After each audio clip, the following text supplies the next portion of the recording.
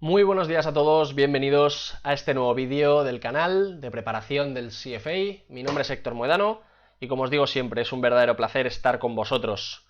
Gracias a aquellas personas que estáis suscritas, que bueno, pues me ayudáis a crecer. Estamos cerquita de los 100 suscriptores y bueno, pues sería fantástico que la próxima semana pudiésemos llegar. Os recuerdo también otra cosa importante, todas las diapositivas, el material complementario lo tenéis subido al blog de Rankia, donde, pues bueno, solemos abrir un debate, solemos abrir un poco de diálogo más extenso del que permite pues YouTube. Y ya os digo, tenéis ahí colgado pues las diapositivas, tenéis algún ejemplo extra, no sé, creo que está bastante bien y alguna apreciación mía de los vídeos con los que estamos trabajando. Recordamos en la sesión, bueno, básicamente en las sesiones anteriores, estamos trabajando con los parámetros relacionados con las poblaciones, no nos hemos metido aún con las muestras, hemos hablado de las distribuciones también de esas mismas poblaciones. En los siguientes vídeos ya nos pasaremos a los muestreos, qué tipos de distribuciones hay, cómo se estructuran, cómo se calculan las mismas probabilidades o las funciones de probabilidad que hay detrás de estas distribuciones. Y bueno, pues es que al final es lo mismo, lo único que aplicado pues a un número de observaciones menor. Ya está, ¿vale? Entonces, como podréis observar, todo lo que podemos hacer con las distribuciones, con las probabilidades, tocando el tema de las, digamos, de las listas de probabilidad o de las tablas de probabilidad, mejor dicho, es infinito. Yo no me he querido meter del todo, pero como veréis, y aquel que haya estado estudiando un poco más, pues vamos, podéis hacer lo que queráis. Y aquí lo que se nos introduce es otro concepto también muy clave relacionado con las distribuciones. ¿Vale? Fijaros, si yo tenía una distribución normal, que es con la que hemos estado trabajando principalmente, una distribución normal, recordad que yo tenía un parámetro central, que de normal, pues recordad también otro concepto, cuando yo me refiero a media, me estoy refiriendo a que esta es una media de una muestra, y cuando me refiero a aquí, me refiero a población. Al final es lo mismo, no nos vamos a poner quisquillosos, pero bueno, por comentarlo, ¿eh? Acordad que teníamos pues un valor que podría ser pues de un 6% y calculábamos las desviaciones estándar y por tanto la probabilidad de riesgo o la probabilidad de que un valor elegido aleatoriamente de toda esta población pudiese caer entre un determinado intervalo de confianza, ¿vale? Para yo hacer estimaciones, para saber más o menos, en definitiva, cuál es el riesgo que tengo. Hablábamos también de las distribuciones normales estandarizadas que nos permitían homogeneizar, pues fijaros aquí que creo que está muy bien explicado, por ejemplo, dos distribuciones en las que su media es completamente distinto. Cuando yo la estandarizo, automáticamente me voy a una media de 0 en la que los valores a la derecha son los positivos y los valores a la izquierda son los negativos. Para esto, perdonad, nos servía todo lo que es estandarizar utilizando el valor z que hablamos en la sesión anterior. Obviamente, cuando hablamos de distribución y de probabilidad, siempre vamos a intentar mitigar los riesgos. Quiero saber con qué probabilidad mis valores se van a ir a esas colas negativas que yo voy a querer, pues obviamente evitar como buen gestor o como buen analista. Y para ello se nos introduce un concepto que es el de shortfall risk. ¿Qué significa esto? Pues es la probabilidad de que un rendimiento de una cartera, de una acción, de lo que sea, caiga por debajo de un valor particular u objetivo durante un periodo de tiempo determinado. Es decir, imaginemos que yo tengo aquí, pues de nuevo, mi distribución normal, en la que pues mi valor que yo he decidido es 0. Es decir, 0 es mi valor de observación. Y lo calculo y tengo un 50-50% de que, pues por lo que sea, pues mi cartera pierda dinero este año. Pues este sería el solve for risk. Es decir, la probabilidad de que el rendimiento de mi cartera, es decir, el 50%, caiga por debajo de mi valor objetivo, que es no perder dinero. ¿Cuál es un poco el siguiente paso en este aspecto? Pues el criterio de seguridad de Roy. Esta es la traducción mía un poco literal, pero en los manuales lo veréis en inglés.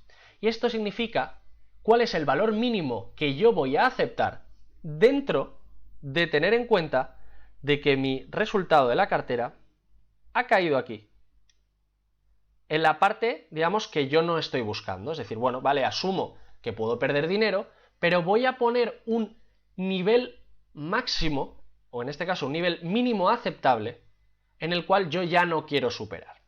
Esto es lo que se conoce como Threshold Level of Return, que es esto que veis aquí. Por ejemplo, puestos a perder dinero, yo lo máximo que quiero perder va a ser un menos 10% de mi cartera. Pues este sería Threshold Level of Return, ¿vale?